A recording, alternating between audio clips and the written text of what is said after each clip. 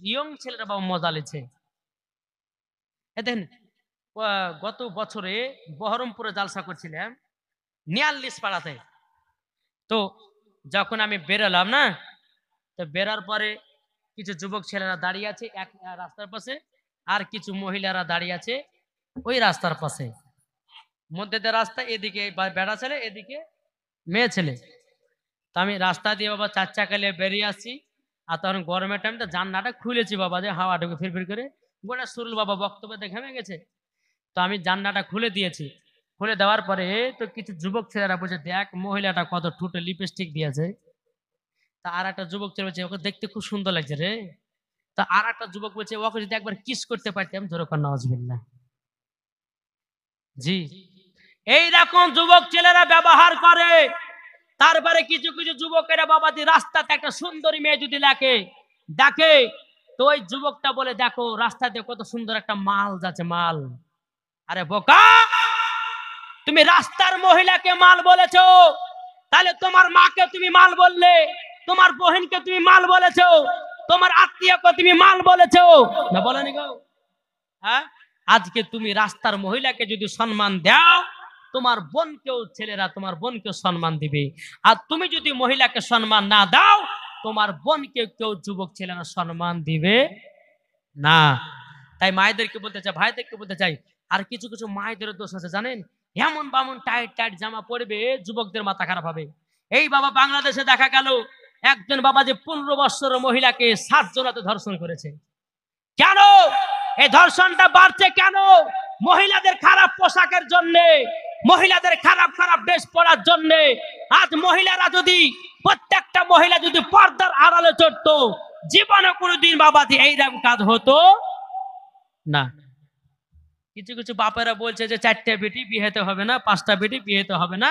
এই এক কাজ করে বেটি যা করছে করুক গা, যদি একটাকে নিয়ে যদি ভাগাতে পারে 3 লাখ টাকা বেঁচে গেল। বাপরে ছেড়ে দিয়েছে, বুঝেন না? খবরদার, নিজের নিজের বিটিদেরকে সাবধানে রাখুন। নিজের নিজের বিটিরা প্রাইভেট দিয়েছেন, কলেজে দিয়েছেন, স্কুলে দিয়েছেন, আপনি খোঁজ রাখুন আপনার বিটি পড়ছে না প্রেম ভালোবাসা করছে। বাপেরা খোঁজ নেয় না। জি, কেন লিখছে না? বলছে একজনকে নিয়ে পালাতে পারলে পরে 3 লাখ 5 লাখ টাকা বেঁচে গেল। এই কথা ভুল বলছি না ঠিক বলছে? একটু জোরে বলেন। জি, তাই আপনাদেরকে বলতে চাই, সঠিক মানুষ হন, আর সঠিক নিজের নিজের ছেলেদেরকে দায়িত্ব পালন করে মানুষ করুন। মরার পরে আপনি জান্নাতি হবেন। জোরে বলেন সুবহানাল্লাহ।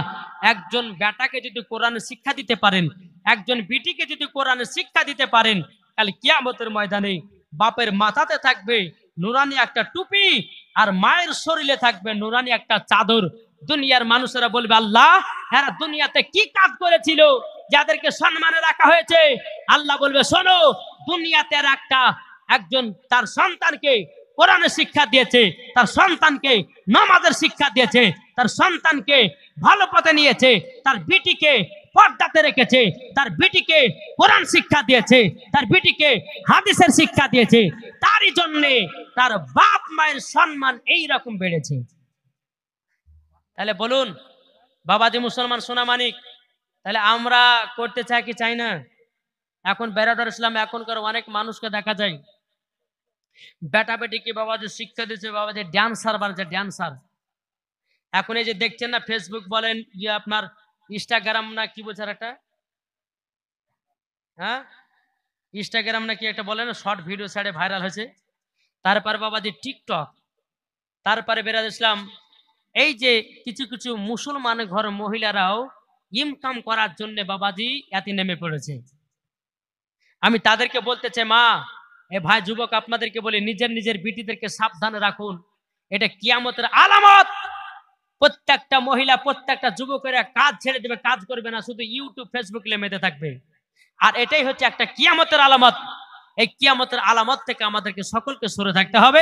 একবার দূরে পড়ুন, আল্লাহুম্মা সাইয়্যিদিনা মাওলানা মুহাম্মদ ওয়ালা আলে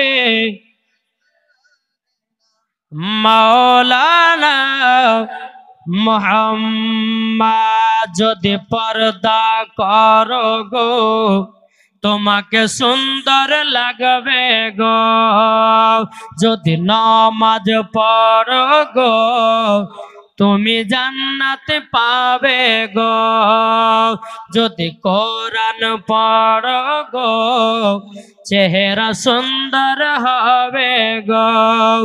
এ কথা আমার নয়, এ কথা আমার নয়, লেখা আছে পবিত্র কোরআনে গো, যদি পর্দা করো গো তোমাকে সুন্দর লাগবে গো, ঠিক না?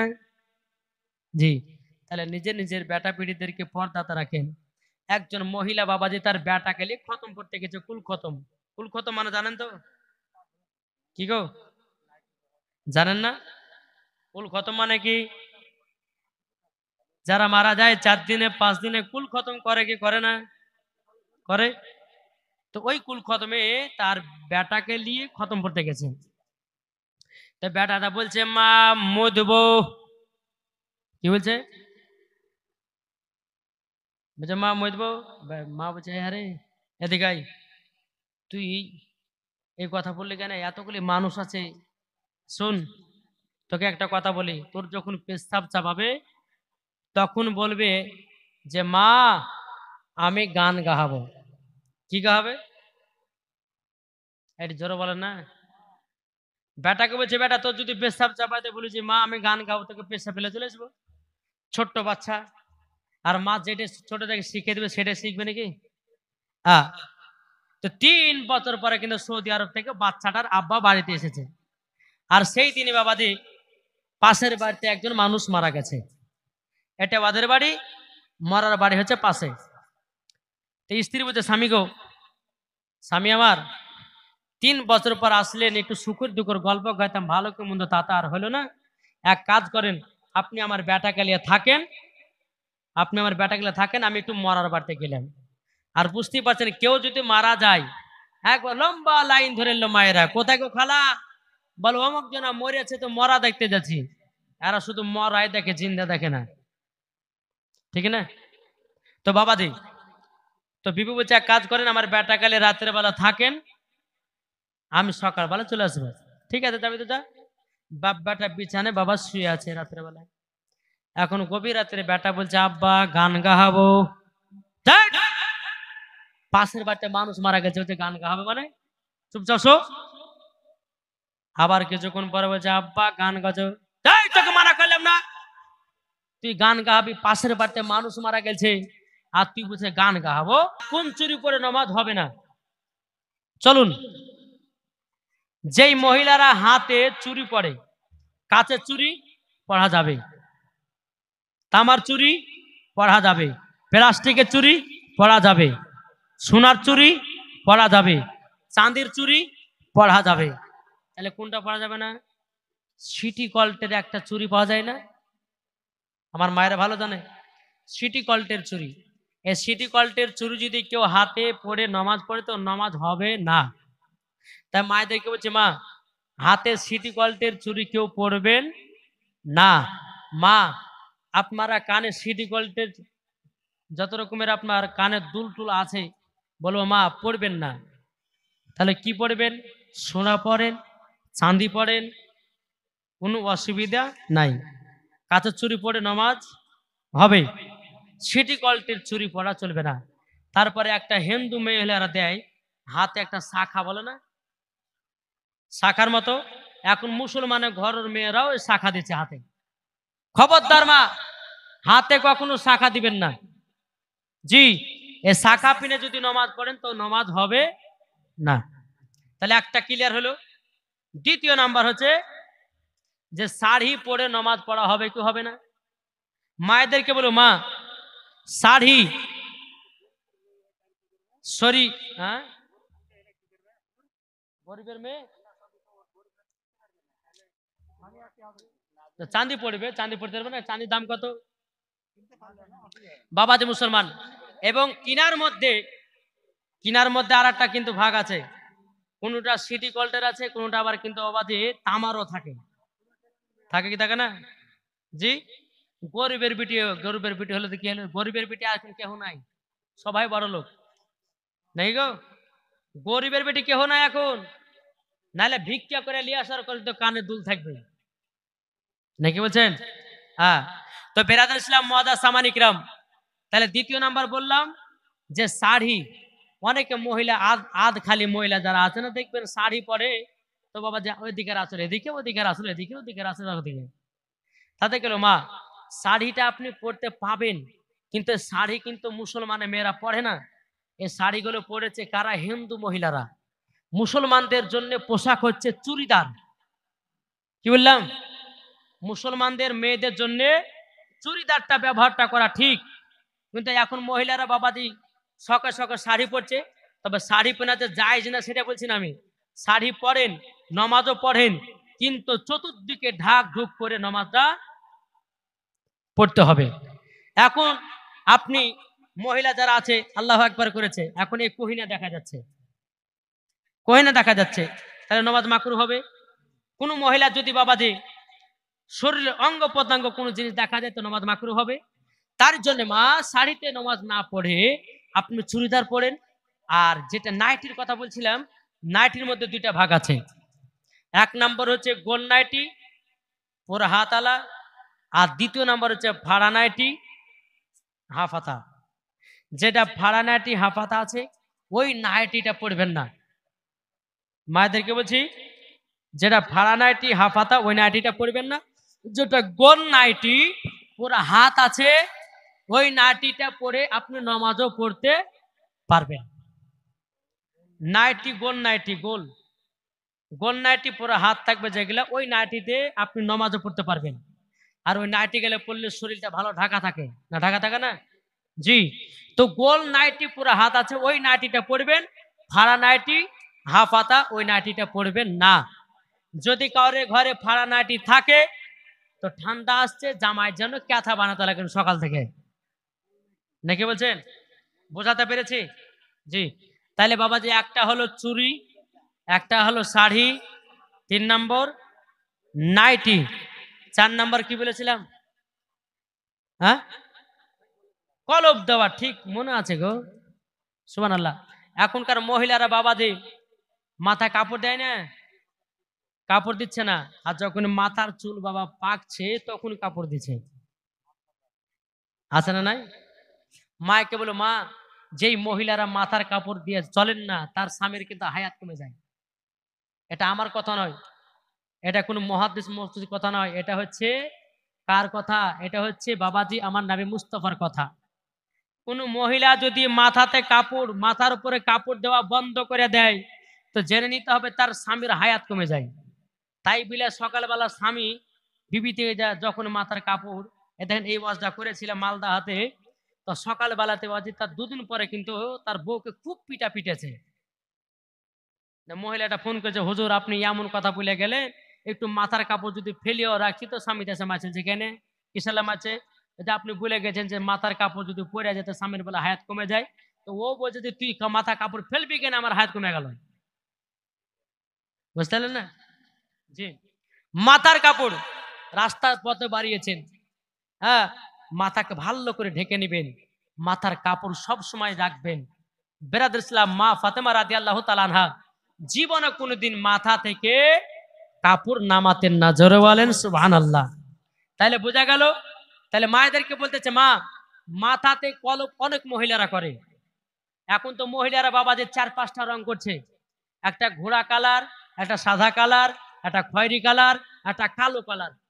এদিন বাবাজি ওই জঙ্গিপুরের ঘাট একদিন পার হয়েছিলাম, তো ঘাট পার হয়ে বাবাজি একটা 12 বছরকার নারী চুলগুলাকে এমন করে রেখেছে, দূর থেকে বুঝেছে, বলছে আপনার ওই 70 বছরকার বুড়ি। কাছে যখন গেলাম তো ইয়ং মেয়ে, আমি বলছি ব্যাপার কি রে, দূর থেকে দেখছে বুড়ি কিন্তু আবার কাছ থেকে লাগছে ছুরি, ব্যাপার কি? তো আমি বললাম যে হ্যাঁ, বলে বল কি ব্যাপার গো? বেরাদুল ইসলাম মুহাদ্দিস আমার বলছে কি ব্যাপার যে তোমাদের এই কথা? বলছে শুনেন, আমাদের এখন ইয়ং মেয়ে, তো আমাদের মাথাতে 3-4টা কালার করতে হয়। তো বাবা যে মুসলমান সোনা মানিক, আপনাদেরকে একটা কথা বলে যাই যে আপনারা সকলেই মাথাতে কেউ কালার করবেন না, নাকি বলছেন? মাথাতে কেউ কালার করবেন না। আর মাথায় যদি কালার করেন তো বাবাজি কাল কিয়ামতের ময়দানে জান্নাত তো দূরের কথা, জান্নাতের গেট পর্যন্ত দেখা আপনার নসিবে জুড়বে না। তাহলে বোঝা গেল মা বোনেরা, মাথাতে কেউ কলপ করবেন না। এবং ছেলেদেরকে বলছি মাথাতে কালো কলপ করবেন না। জি, কাল কিয়ামতের ময়দানে আপনাকে সে জাহান্নামের আগুনে দেওয়া হবে। যেই ছেলেরা যুবকেরা এখন দেখা যাচ্ছে দাড়ি পাকা যাচ্ছে তো বাবা দাড়িতে আপনার কলপ মারছে, মানে ইয়াং সাজার লেগে, মাথা চুল পেকে যাচ্ছে তো বাবা যে কলপ করছে যেন ধরতে না পারে। খবরদারে কাজ করবেন না। যদি মাথাতে আপনার রং করা যদি ইচ্ছা থাকে তো আপনি মেহেদি পাতা দিতে পারেন। কাঁচা মেহেদি পাতাকে বেটে আপনি চুলে দাড়িতে ছেলেদের জন্য দেওয়া যাবে, অসুবিধা কিছু নাই। তাইলে 4টা মশলা হলো। 5 নম্বর মশলা কি?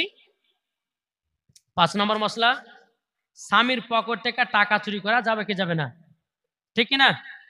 দেখেন মহিলারা দেখবেন 1 টাকা থেকে 2 টাকা, 2 টাকা থেকে 3 টাকা, ওরা ভালো জানে কি করে টাকা জমাতে হয়। এই স্বামীর পকেট থেকে 100-200 করে লিয়ে লিয়ে লিয়ে লিয়ে বাবা 15,000 টাকা তৈরি করবে। তো মিষ্টি ভাষাতে স্বামীকে বলে, স্বামী গো বহুত দিন মার বাড়িতে যায়নি, একটু যেতে দেন না। তো স্বামীকে যখন মিষ্টি ভাষা বলেছে আর কি থাকতে পারে, যা যাবে তো যা। 15,000 টাকা নিয়ে বাপের বাড়ি চলে গেছে। 2 দিন পরে এসেছে, গলাতে দেখছে একটা সোনার হার। স্বামীতে বলছে বিবি কি ব্যাপার, তোমাকে হার কে দিল? তো বিবি বলছে, বলো স্বামী গো আমার আব্বা দিয়েছে। কে দিয়েছে? আব্বা দিয়েছে। আচ্ছা বলুন টাকাটা কার পকেট থেকে নিল? স্বামীর। তাহলে স্বামীর পকেট থেকে টাকা নিল, কার নাম হলো? হ্যাঁ, আব্বার। তাহলে ওর স্বামীকে আব্বা বলছে না? জি, তার জন্য মাকে বলছে মা স্বামীর পকেট থেকে কেউ টাকা নেবেন না। যদি টাকার প্রয়োজন হয় তো মায়েদেরকে বলছি মা আপনাদের গলার এমন একটা পাওয়ার দিয়েছে আল্লাহ, এমন একটা সুর দিয়েছে, ওই কথা যদি ব্যবহার করতে পারে প্রত্যেকটা স্বামীরা পাগল হয়ে আপনাকে যদি 200 চাহান তো মহিলাকে 500 টাকা বের করে দিবে। চাহা কিন্তু যুক্তি জানতে হবে। এখন যদি বলে কালুর বাপ, কোন মহিলা যদি বলে যে কালু বাপ আমাকে 200 টাকা দেন তো কিছু খাবো, তো বের করে দিবে। আচ্ছা এই কালু বাপ এই 200 টাকা দাও তো গো, দিবে? দিবে গো? দিবে না। তাই বাবাজি মুসলমান, স্বামী স্ত্রীর মধ্যে ভালোবাসা মহাব্বত রাখেন, ইনশাল্লাহ মরার পরে জান্নাতি হবেন। ইনশাল্লাহ মায়েদের জন্য 5টা মশলা বলবেন। যদি স্বামীর পকেটে টাকা চুরি করবেন না, যদি প্রয়োজন হয় স্বামীর কাছে চেয়ে নেবেন। আর যদি কোনো স্বামী মদখোর হয়, টাকা পয়সা না দেয়, হ্যাঁ, তো মাকে তবুও বলবো যে মা টাকা চুরি করবেন না, স্বামীর কাছে চাইবেন। একবার দূর পড়ুন আল্লাহুম্মা সাইয়্যিদিনা মাওলানা মুহাম্মাদ ওয়া আলা আলি সাইয়্যিদিনা মাওলানা মুহাম্মদ সাল্লাল্লাহু তাআলা আলাইহি সাল্লাম। বাবাজি মুসলমান ভাইরা, তাইলে আপনাদেরকে বলতে চাই রে বাবা, গুল দরজা গুল, হ্যাঁ, বেরাদুল ইসলাম মাদ্রাসা মানে কিরাম দেখেন দেখেন। আর ওয়াজ কুই ধরবো 12টা বেজে গেল, শেষ করবো 2 ঘন্টা বুঝেছে। আরে বাপরে মাথা খারাপ নাকি আপনার? না না, বেরাদুল ইসলাম আল্লাহ পাক, হ্যাঁ এই জালসার কমিটি কারা কারা আছে আমার সামনে হাজির হন তো। কমিটি কারা আছে? কমিটি কমিটি কই? কমিটি কমিটি ভাইরা কই?